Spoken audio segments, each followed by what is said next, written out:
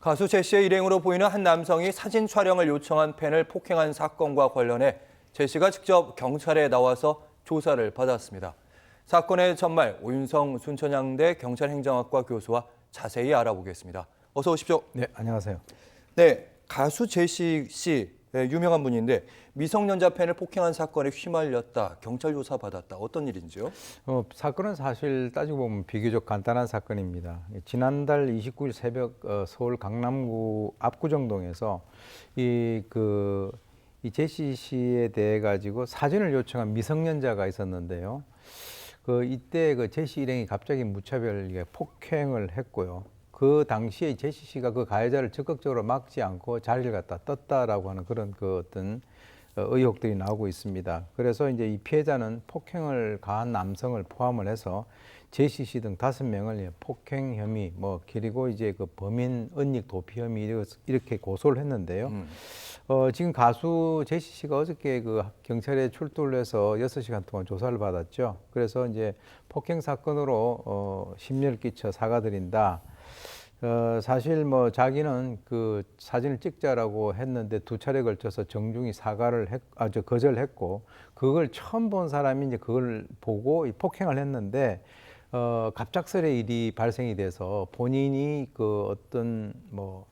막는다든지 이렇게 세심하게 배려를 하지 못한 것에 대해서는 죄송하다라고 밝혔습니다. 네, 피해자가 다쳤고 어쨌든 팬이었고 대처를 하지 못해서 미안하다 이런 마음을 전한 것 같은데 어쨌든 제시 씨가 폭행을 한 게 아니잖아요. 같이 있던 일행 중에 한 명의 남성과 그 옆에 있던 또 다른 남성들이 폭행을 한 거였잖아요. 그렇습니다. 예. 예.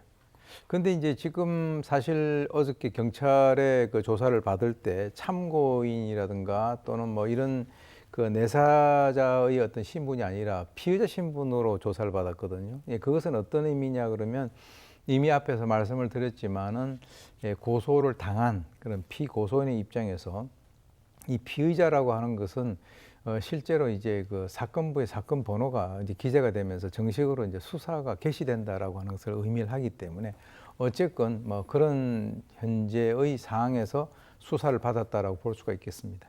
네. 제시는 일단 폭행을 가한 남성, 아는 남성이 아니라 처음 본 남성이라고 주장을 좀 했습니다.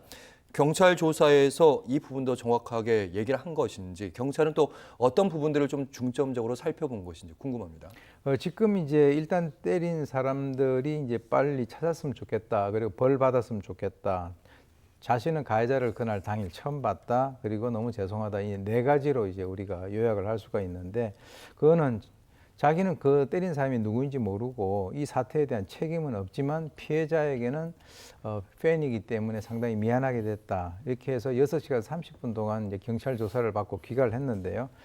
추정컨대 경찰에서는 과연 이 가해자를 진짜 모르는 것인지, 가해자하고의 어떤 관계, 그리고 예. 실제 가해자의 위치를 알고 있었는지에 대한 어떤 사실 여부, 그리고 만약에 이 가해자 신분을 알고 있었고 경찰 조사를 그 사람이 받지 않도록 하기 위해서 거짓말을 했다라고 한다면 이제 그게 문제가 되니까 아마 그것을 집중적으로 조사했을 것으로 보입니다.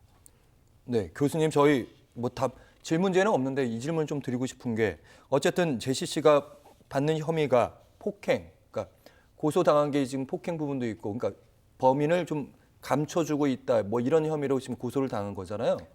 그러니까 이제 제시 씨가 직접적으로 폭행 혐의에 대해서 고소를 당한 건 아니에요. 예. 그러니까 이제 때린 사람에 대해서는 폭행. 그런데 이제 제시 씨 같은 경우는 범인 은닉 도피 혐의로 지금 이제 고소를 당한 그런 상태입니다. 6시간 30분 동안 경찰 조사를 받았다고 했잖아요. 네.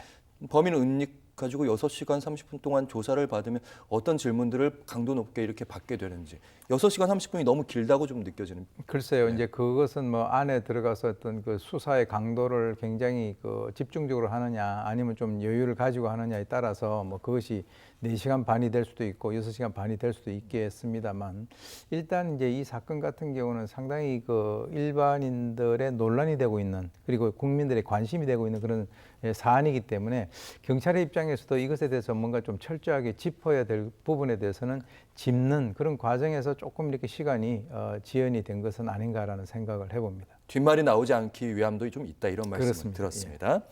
어쨌든 경찰은 지금 가해 남성의 행방을 지금 찾지를 못하고 있다고 얘기를 하더라고요. 그리고 한 방송에서 당시 상황이 담긴 CCTV 가해자의 모습이 담긴 영상도 공개가 됐다고 하던데.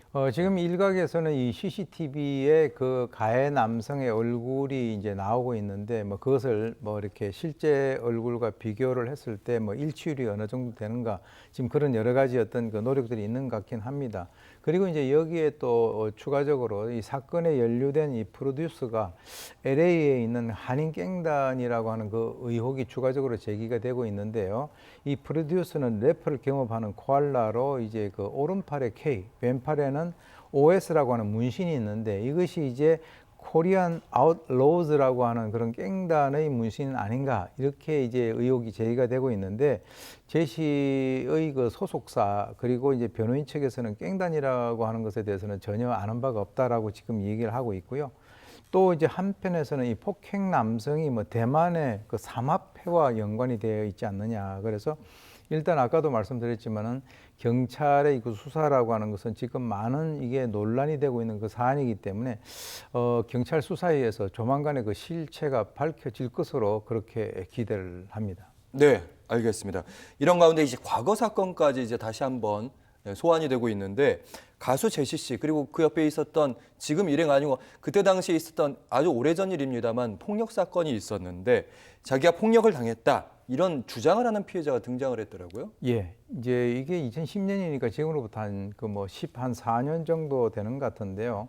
문제를 제기한 사람은 한국계 미국인 그 A 씨입니다. 그 당시에 한국에 왔다가 미국에 가기 직전인 2013년 5월에 이태원 소재에 있는 그 클럽을 방문을 해서 제시 일행하고 이렇게 마주쳤다는 거죠. 본인의 주장에 의하면 그 화장실에 먼저 들어가라고 양보를 했는데 아무 이유 없이 시비를 걸고 이제 폭행을 가했고 뭐 심지어는 변기에 얼굴을 박으려 했고 그리고 이제 그 가방을 뺏고 난 뒤에 무릎 꿇고 빌면은 돌려주겠다 뭐 이런 어떤 시비가 있었던 것 같아요. 그래서 당시에 이 A 씨가 제시의 그 일행에 대해서 이거는 뭐 고소를 갖다가 했는데 당시에도 이 제시 같은 경우는 이 시비가 붙어서 나는 말렸을 뿐이다 이렇게 얘기를 했고요. 그런데 이제 이 제보자 A 씨가 고소를 취하고 미국을 갔는데 당시 보도에는 사실 그 제시 같은 경우는 폭행에 가담하지 않은 것으로 뒤늦게 인정이 됐다 이렇게 얘기를 했는데 이분이 이제 이번에 이의를 제기했어요. 당시 자기는 뭐 맞았다. 그런데 항공권을 준비를 한 상태에서 고소를 하게 되면 그 재판이 진행되는 그 과정에서 미국에서 일을 갖다 제대로 보지 못했기 때문에 고소 취하를 한 것이지 지금 현재 뭐 그 당시에 제시라고 하는 사람이 완전히 거기에서 자유스러운 것은 아니다. 그렇게 얘기를 하고 있어서 또 이제 그 2013년이니까 한 11년 전의 사건이 다시 또 이제 소환이 되고 있습니다.